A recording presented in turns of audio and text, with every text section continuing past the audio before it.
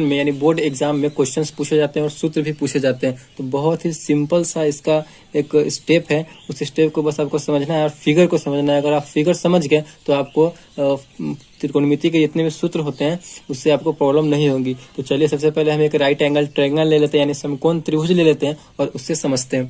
तो एक समकोण त्रिभुज सबसे पहले हम बना लेते हैं, right angle triangle.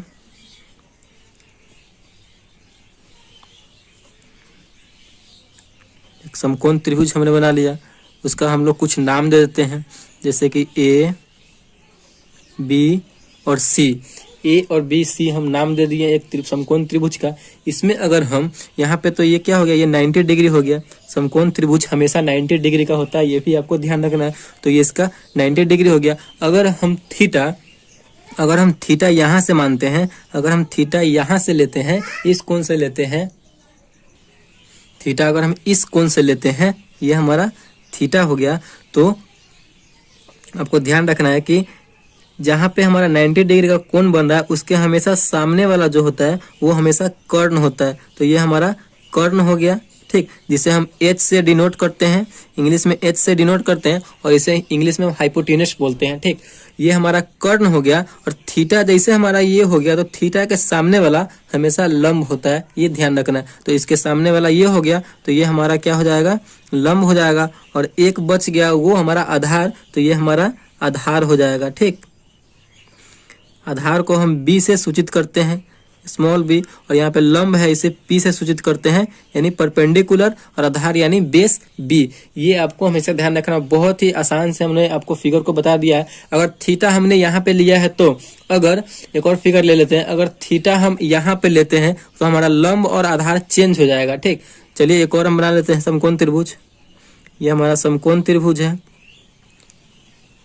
Right angle triangle है, ठीक। इसका भी हम नाम दे देते हैं ए, बी और सी। हमने इसका नाम दे दिया। यहाँ पे ये हमारा हमेशा ये 90 डिग्री ही रहेगा। 90 डिग्री हमेशा समकोण त्रिभुज होता है। और समकोण त्रिभुज के जो 90 डिग्री का कोण है उसके सामने वाला जो है भुजा हमेशा कर्ण होता है। इस बात को हमेशा ध्यान रखना। कर्ण हम ये नहीं बदलता, ये हमेशा कर्ण रहेगा, जिसे हम H से डिनोट करते हैं, हाइपोटेनस बोलते हैं।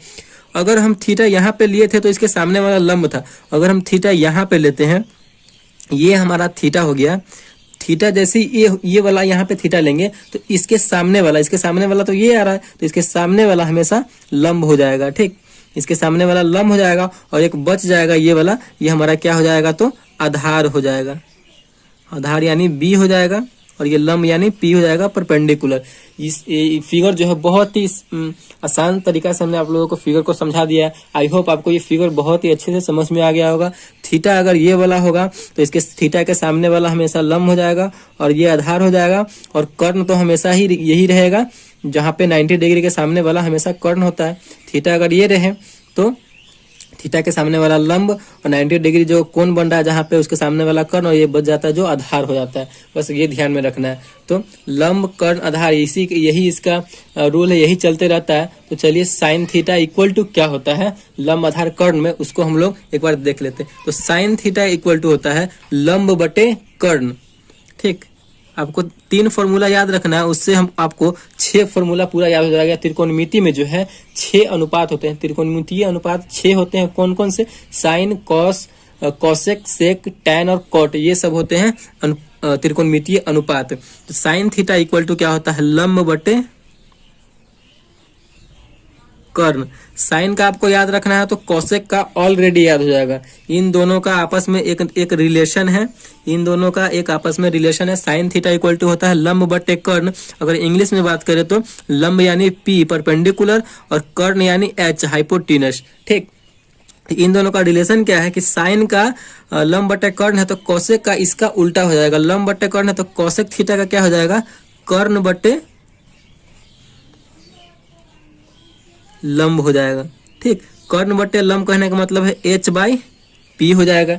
एकदम सिंपल सा है। एक क्वेश्चन हम याद किए, एक फॉर्मूला याद किए तो दूसरा फॉर्मूला हमें ऑटोमेटिक याद हो गया। अब दूसरा क्या है, अब आप लोग यहाँ पे दूसरा देख रहे हैं कॉस थीटा। तो कॉस थीटा इक्वल टू क्या होता है, आधार बटे कर्ण। इसको आप याद रख सकते हैं।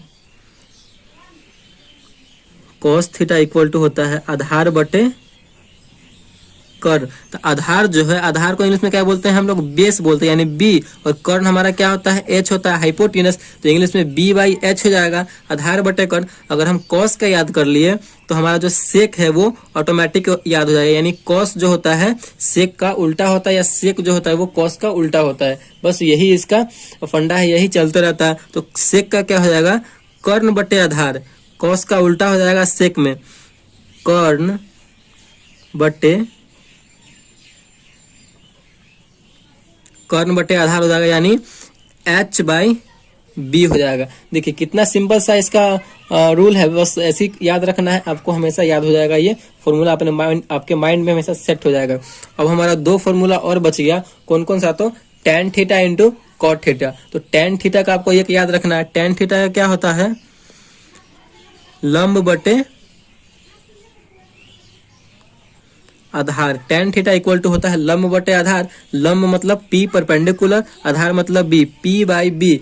tan का जब हमें याद हो गया तो यही इसका उल्टा हो जाता है, tan का उल्टा कॉट और कॉट का उल्टा tan। तो tan है लंब बटे आधार, तो कॉट क्या हो जाएगा, आधार बटे लंब हो जाएगा,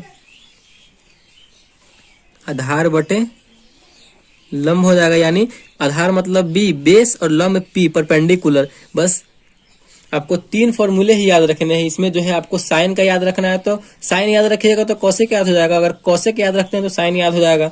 अगर आप इसमें कॉस याद रखते हैं तो सेक याद हो जाएगा। अगर सेक याद रखते हैं तो कॉस याद हो जाएगा।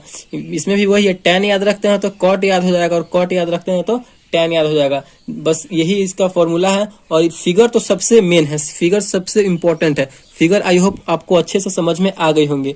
अगर वीडियो आपको अच्छे से समझ में आई और फॉर्मूला आपको आपके माइंड में सेट हो गया है तो वीडियो को जरूर लाइक कीजिएगा और चैनल को अगर नए हैं तो सब्सक्राइब जरूर कीजिएगा। Thank you.